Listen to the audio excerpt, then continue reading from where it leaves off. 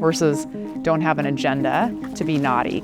We will go to sort of all extremes to try to rule out every possible cause of discomfort, pain, angst, anxiety. It's a feeling inside when I walk through the doors. It's the visual of the horses. They are just such trusting animals. For me, it's really incredible to see that they just let us try to help them. And we will look at those horses sometimes with 2, 3, 4 different veterinarians. Every one of us comes from a slightly different angle. Because we're at a university, we have access to all of these specialists. We have diagnostic imagers, we have surgeons, we have a neurologist. So it really is a way that we can look at the whole entire horse from sort of head to tail. And I think that's one of the things that sets us apart. Big guy.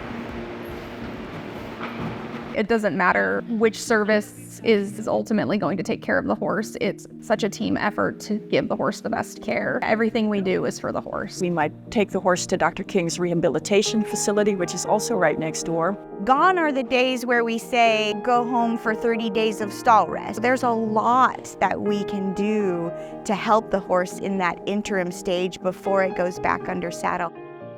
I will say every horse is a little bit different. We really see horses all across the board. We have a lot of performance horses in Colorado. Pleasure horses, certainly. You may have a backyard trail horse that means everything to that owner, and having that horse be as comfortable as possible is really important to them. Good boy. You know, not every horse is an elite athlete, but to that owner, they may be for what they want them to do. There's a lot of behind the scenes collaboration that happens in referring cases for surgery. We're very fortunate in that we have a large, diverse group of surgeons. Pretty much any area of equine surgery that you can imagine, we have a dedicated specialist in that area. So no matter what you're coming to see us for, there's somebody in our group that probably has spent a large amount of their education and their career focusing on those areas. And so you get the best information from those years of experience. We do have our own field service team. Those groups do go out into the field and see cases.